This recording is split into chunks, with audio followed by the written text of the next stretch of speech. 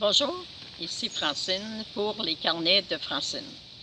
Aujourd'hui, je vous dis, ne laissez pas quelqu'un qui a renoncé à ses rêves vous parler des vôtres. En d'autres mots, allez pas demander à quelqu'un qui n'a jamais réalisé ses rêves comment vous pouvez faire pour réaliser le vôtre.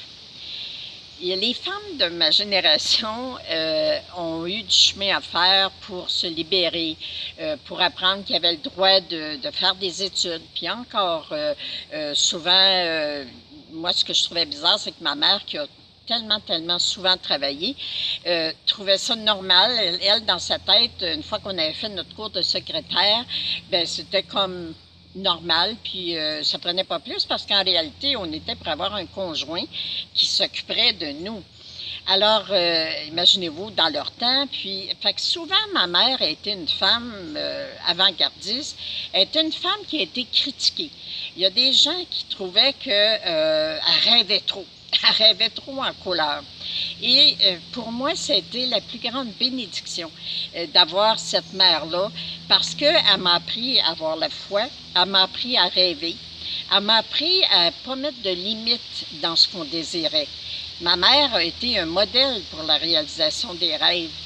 Mais par contre, si tu as une mère qui, mettons, avait des rêves, mais que ses parents l'ont empêché d'aller aux études en lui disant, regarde, on t'a trouvé un bon parti, tu vas être heureuse, tu vas avoir des enfants, tu n'as pas besoin d'aller à l'école, tu n'as pas besoin d'étudier. Bien, cette mère-là, mettez-vous à sa place, elle ne peut pas vous dire, envoie, fonce, puis vas-y, puis étudie. Quand on pense, je regarde ma petite fille de 17 ans, puis ma nièce de 17 ans, qui commencent leur cégep, qui commencent à l'école, et qu'il y en a pour 10 ans. Une pour être pédiatre, l'autre pour être psychiatre.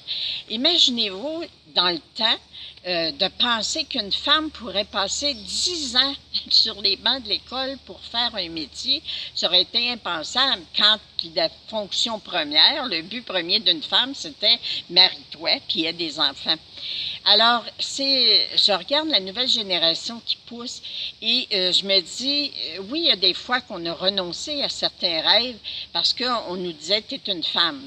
Mais par contre, même des garçons, des mères surprotectrices qui ont dit à leur enfant, à leur fils, non, tu es trop faible, tu ne peux pas faire ça, tu devrais faire telle ou telle chose. Alors, laissez jamais quelqu'un qui a renoncé à ses rêves ou quelqu'un qui ne sait pas comment faire arriver des rêves même, laissez pas ces gens-là vous s'occuper de vous. Premièrement, c'est sûr que ce qu'elles vont vous dire, c'est les doutes, les peurs que vous pouvez avoir à l'intérieur de vous. Fait que c'est le fun quand ils vous manifestent toutes les peurs, tout ce qui pourrait se passer si tu réalises ton rêve, bien, prenez ça puis jetez-le à la poubelle. C'est pas nécessaire, ces gens-là sont en train de vous faire du ménage au niveau de vos mémoires. Et allez de l'avant. Désirer. Est-ce que ça me rend heureuse de penser? Moi, je suis certaine que ma petite fille qui s'engage pour un 10 ans d'études pour devenir pédiatre, mais je suis certaine qu'elle s'est posé la question, la connaissant, est-ce que ça me rend heureuse? Je lui ai demandé, est-ce que tu as hâte que l'école commence? Elle dit, j'ai tellement hâte. C'est des gens qui ont de la passion. Et c'est ça que je trouve extraordinaire de voir les jeunes aujourd'hui aller de l'avant. Ils ne regardent pas le temps, ils n'analysent pas, ils se débrouillent, ils avancent, puis ils font arriver leurs rêves. Alors, ne laissez jamais quelqu'un qui n'a jamais réalisé ses rêves vous dire comment réaliser les vôtres.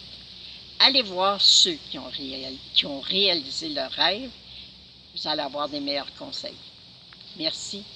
Soyez dans vos rêves. Je vous aime. Merci.